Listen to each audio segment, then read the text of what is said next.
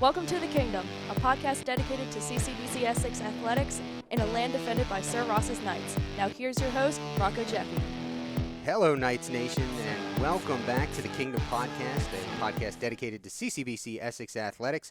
I'm your host, Rocco Jeffy, alongside Aaron Thomas, and the voice you heard coming into the program was Marisa Hernandez, a sophomore student athlete. She is on the cross-country team, and she's also spent 2 years on the women's lacrosse team.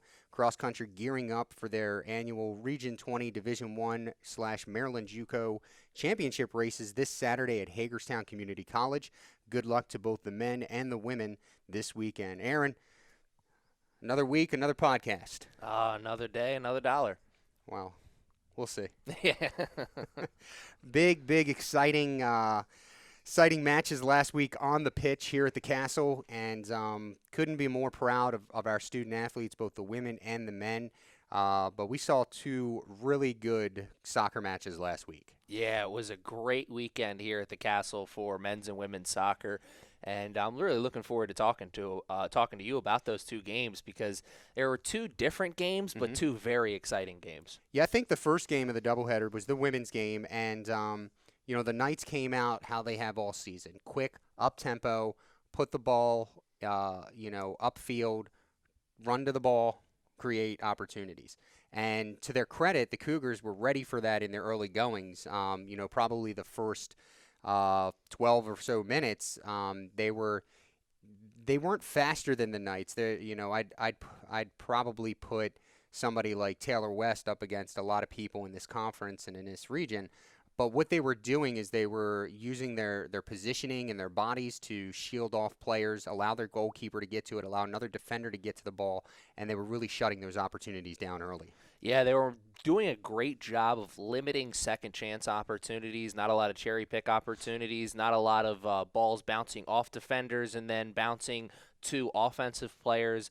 They just did a great job of limiting the offensive opportunities for the Knights. And being from Baltimore, it kind of looked like a classic Ravens and Steelers game in the beginning of that contest, because it looked like it was going to be a defensive slugfest. Yeah, I mean, maybe not to that extent just yet, but Essex Frederick has become a rivalry of sorts in soccer anyway, and it's a very astute observation to bring in the Ravens-Steelers rivalry. While I don't think it's quite there yet, I think eventually it will be.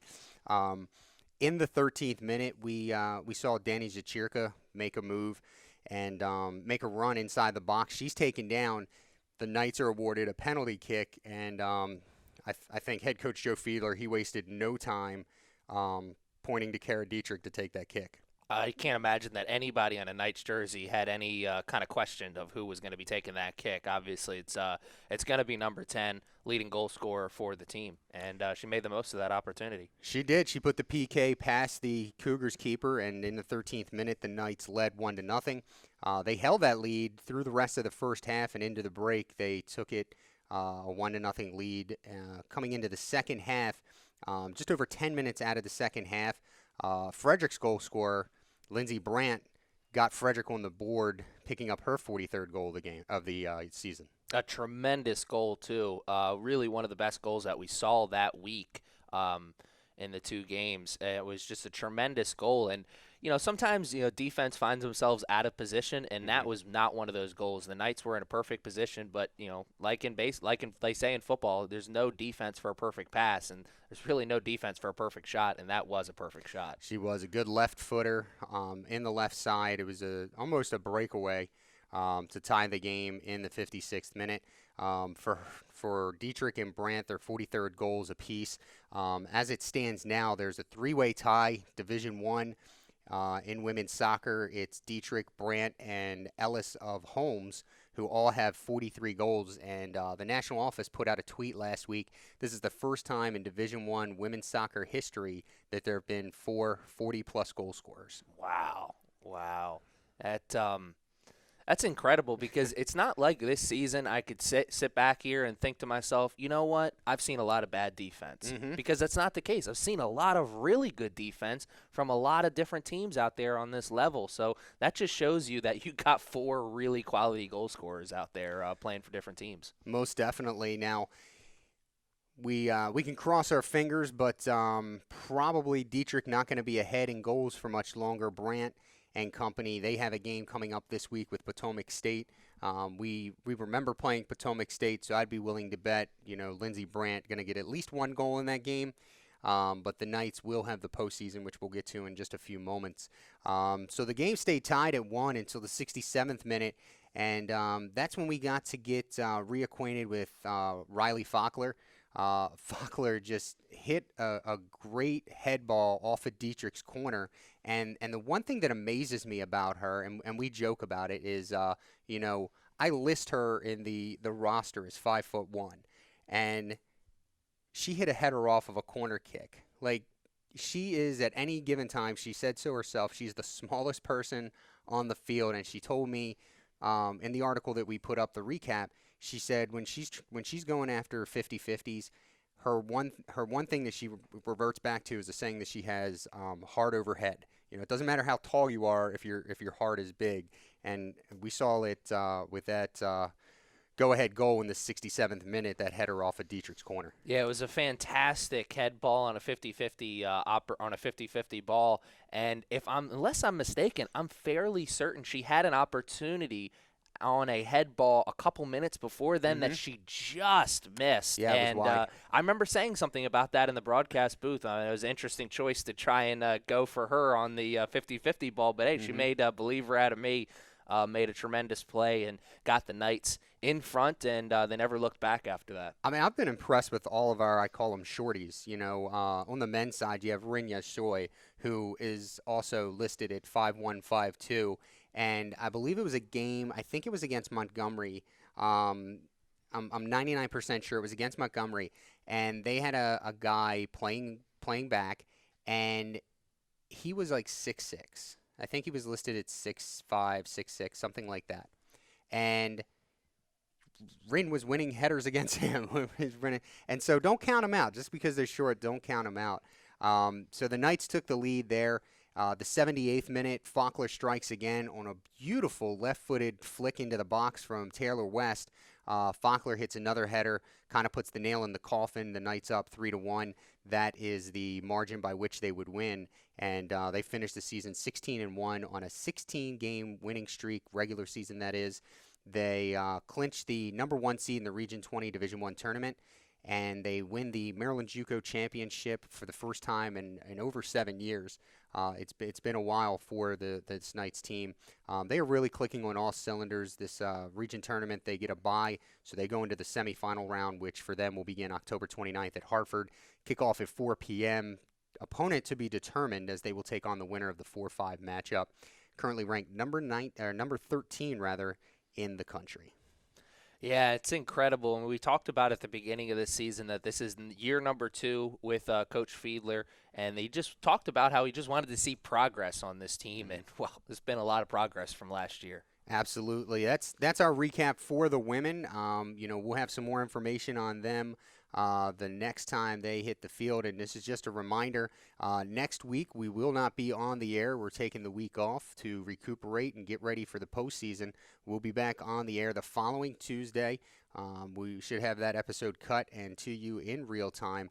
At this point, we're going to take a break. When we return, we're going to have the men's soccer recap, and if you don't know anything about this game, do not turn off this podcast. This is one of the most, if not the most exciting endings to a game I have ever witnessed. You're listening to the Kingdom Podcast, a podcast dedicated to CCBC Essex Athletics. Let's talk about college. Times have changed, and I refuse to accept an education that comes with a mountain of crippling debt, because paying off student loans for the next 30 years is not in my financial plans. For all the practical thinkers, the achievers, the can't wait to get started types out there, your community college is waiting. Rethink what's possible with CCBC. Visit us online at ccbcmd.edu and see what you can be.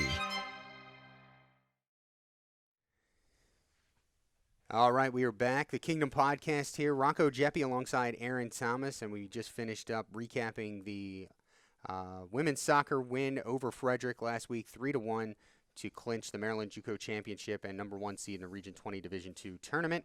For more information and to keep up to date on the women's team, follow them on Twitter at Knights_W Soccer. Moving on to the nightcap of that doubleheader last week. Again, this has got to be one of the most frustrating, exciting finishes I've ever been a part of here at CCBC. Yeah, it was something else. I guess we should just go right into it. I don't think there's anything we could say beforehand to do it justice. So the Knights go a man down in the 38th minute. Javi picks up a red card after he had gotten a yellow, Javier Alvatrani, and the Knights then fall victim to a 2-0 deficit, and this was still with about 9.5 to play. The Knights down 2-0 and playing a man down. You know, a lot of anxiety on the sideline. I'm not sure what things were up in the booth because it wasn't like Frederick was preventing the Knights from getting scoring opportunities. They had scoring opportunities all game long. The frustration was that they just couldn't put one in the net, and we were feeling that on the sideline. I'll tell you, up in the broadcast booth, it really just felt like one of those days. You know, sometimes soccer is just one of those sports where sometimes you can dominate a team, and not that the Knights were dominating Frederick, but they were involved in that game the entire time. Sometimes the ball just doesn't bounce your way, and it just seemed like one of those games where the ball was going to bounce more Frederick's way, and, come to find out that wasn't the case.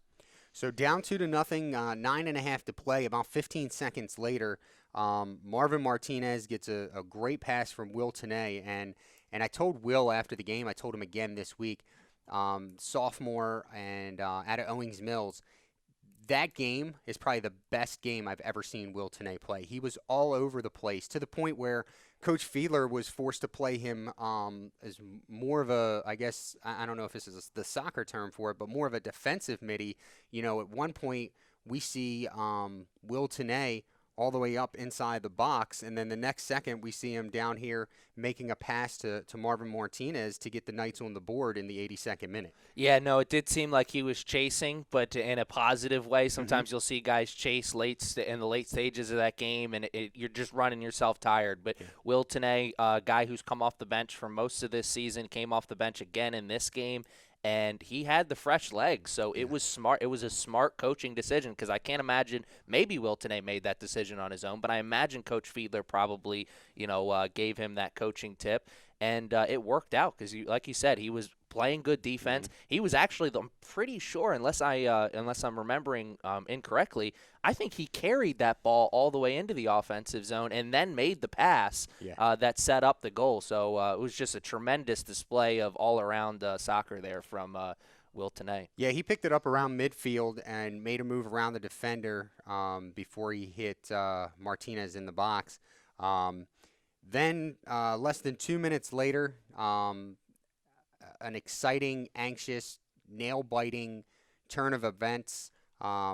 I don't know that we could discuss this any better than what it sounded like on the broadcast. So what we're going to do is we're going to send you to the call. For those of you that are watching the podcast, there is going to be some video for this one. And if you're just listening to the podcast as you work or in your car, you're still going to get the same goosebumps that we did. Here's Aaron Thomas on the call. Martinez with possession. Working the ball around. Sideline. On Dunha. Pass. Shot. Goal! Oh, my! The Knights tie it up with 6 minutes and change left. Are you serious? Have another corner, this time from the opposite side. This may be the final play. 15 seconds left. Ball's in the air, not a good corner. Shot, score! The Knights score with 10 seconds left! Oh my God! What a game! What a game! So, Aaron, we listened to that call, and I think, I sent some film to somebody on this game, kind of a mutual friend of mine, and one of the things that I told them is, at the end of the note in the email is, P.S., turn the volume down, especially during the last 10 minutes.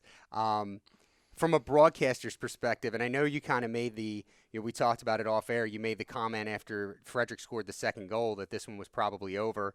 After Marvin's goal, of course you say, so you're saying there's a chance, and then Rin ties it up on again, Sam Aduna taking that ball. I think he started off around the 20 and took it all the way to the back line and made that centering pass.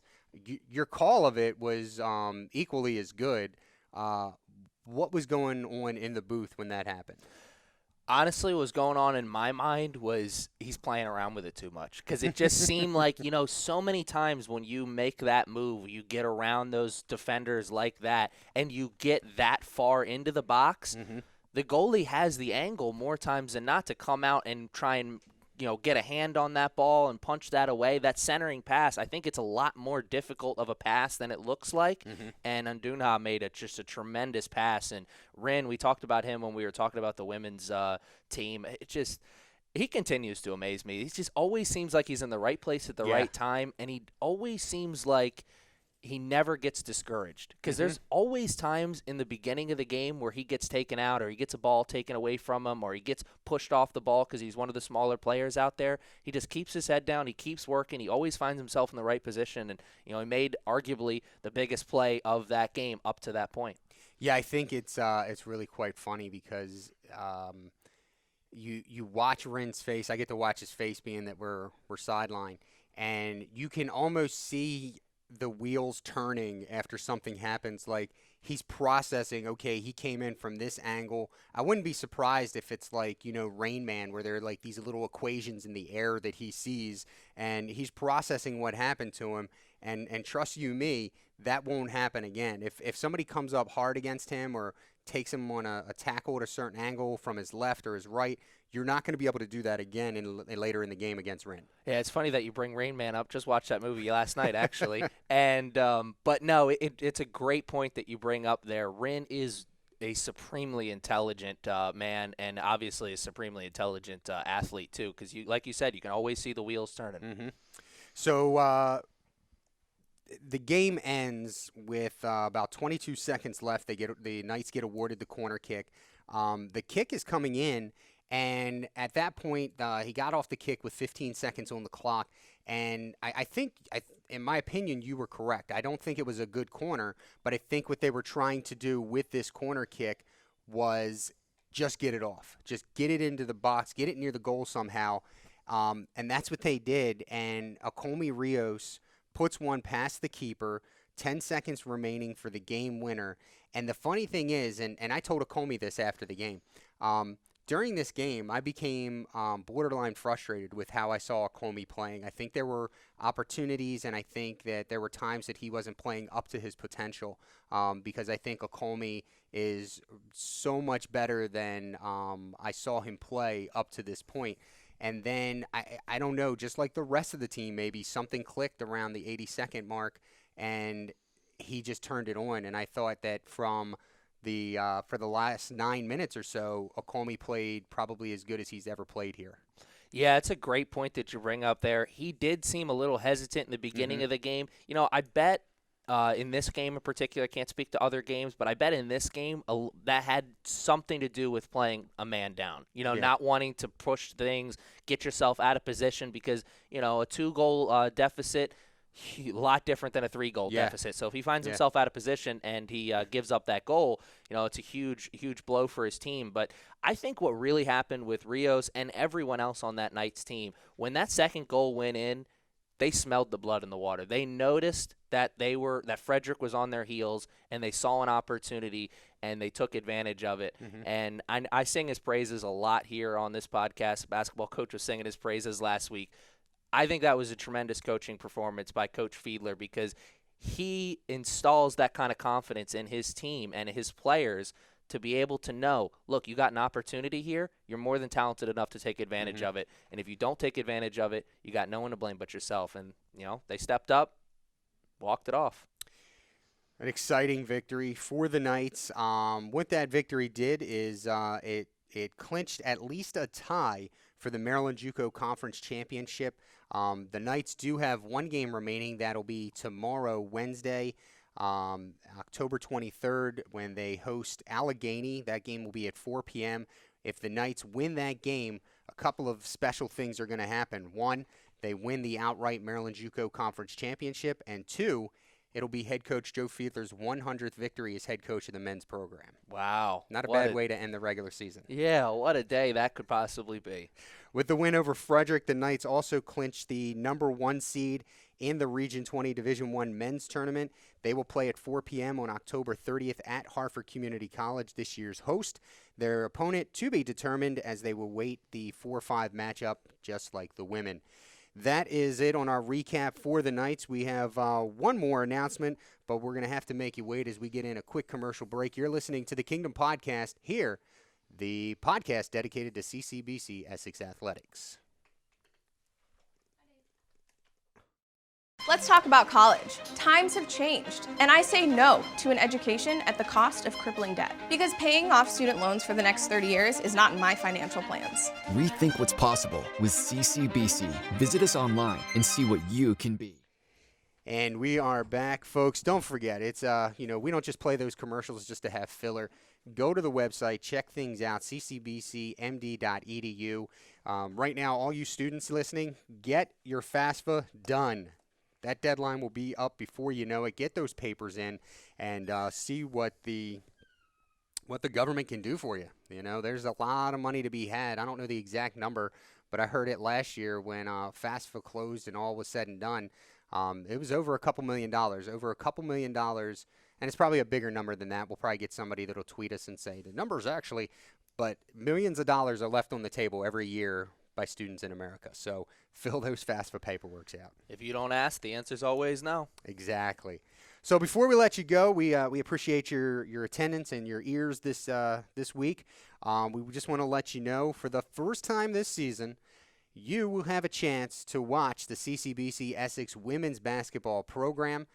They are on the court for the first time this Sunday, the 27th of October, in the 5th annual CCBC Essex Women's Basketball Jamboree for just $5, okay? $5 gets you into this thing, and it'll keep you here all day long. Games will start at 10 o'clock. Doors open at 9:30.